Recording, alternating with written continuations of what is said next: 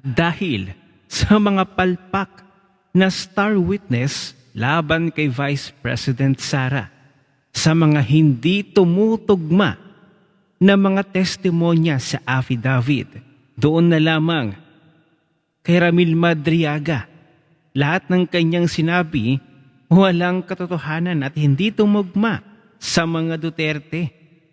Kung meron ba talaga silang relasyon? So kaya ngayon, ang mini trial impeachment ng Committee on Justice sa Kongreso ay tatapusin na ang impeachment hearing na ito at hanggang April 29 na lamang daw. Bakit? Ayaw niyo na bang mapahiya sa taong bayan? E papaano? Ang tunay na bloodbath ay ang Kongreso. At sino ang ng bloodbath? Si Madriaga. Hindi ito inaasahan ng mga kongresistang buwaya. Panoorin natin ang video na ito. Nangyari po nung Martes ay na-bloodbath po ang Kongreso ni Madriaga. Okay, so pag-usapan ho natin dahil sa itong mga alegasyon no, ni Ramil Madriaga at iba't iba po mga reaksyon at parang may mga lumabas din na pinakita yung parang mali ho yung kanyang mga testimonya. So saan ho patutungo ho ito? Ang nangyari po nung Martes ay na-bloodbath po ang Kongreso ni Madriaga. Ito po ang nangyari nung Martes. Dahil bago pa man gumawa ng hakbang si VP Sara laban dito sa mga bagong kasinungalingan ni Ramil Madriaga, yung mga taong nabanggit niya or yung mga taong nakakita na mismo ng mga kasinungalingan niya ang nagsilabasan para sabihin na hindi totoo yung mga sinasabi niya. Katulad nitong si Tanya Gaisano Lee, yung artist sa painting. At nagbigay ng painting na tinutukoy ni Ramil Madriaga na siya daw ang nagbigay at pinagawa niya doon sa Laguna Scholar daw niya. Tapos itong si Senator Amy Marcos, sinabi na nagsisinungaling si Ramil Madriaga tungkol doon sa term sharing deal na sinabi niyang pinagkasunduan daw ni PRRD, Pangulong Duterte at ni PBBM. Si Yusek Claire Castro na palaging nakakabangayan ni Senator Amy, sinang-ayunan siya at ayon daw kay PBBM, wala daw ganong term sharing deal. So ganun kasinungaling itong si Ramil Madriaga na pati si Yusek Claire Castro at si Senator Amy Marcos ay napagkasundo niya. Tapos pati si Edward Chico na ang asawa niya naman ay ang may-ari ng Nomo Basho. So kagabi, naglabas siya ng video or kahapon na pinapakita niya yung itsura ng Nomo Basho sa Tomas Morato para patunayan na imposible yung mga sinasabi ni Ramil Madriaga tungkol doon sa restaurant na yon. At pati si Justice Martires lumabas na po para sabihin na hindi niya po kilala itong si Ramil Madriaga at imposible din yung mga sinasabi niya. So yun, dahil sa nagkasabit-sabit, nagkabuhol-buhol ang mga script ni Madriaga, obviously naman, kasinungalingan lahat ng testimonya sa affidavit ni Ramil Madriaga. O kaya ang nangyari ngayon, hindi si VP Sara ang nagbigay ng bloodbath, kundi ito mismo ang kanilang star witness na isang kriminal na si Ramil Madriaga.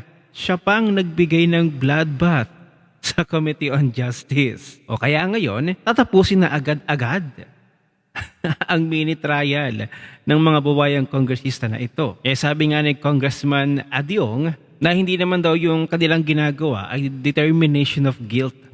Kasi ganito lang yun.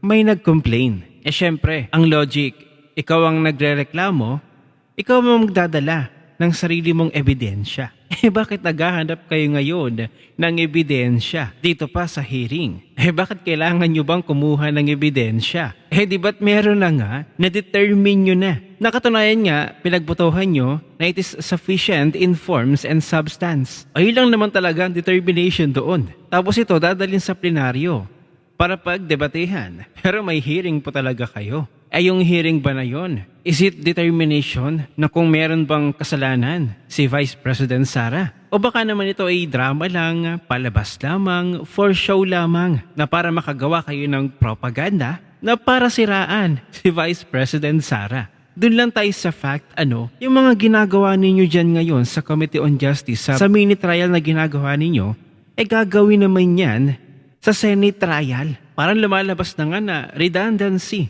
ang ginagawa ninyo. Pero maaalala natin ang sabi ni Ombudsman Boying Remulla ay kukunin daw yung mga salin ng mga kongresistang ito.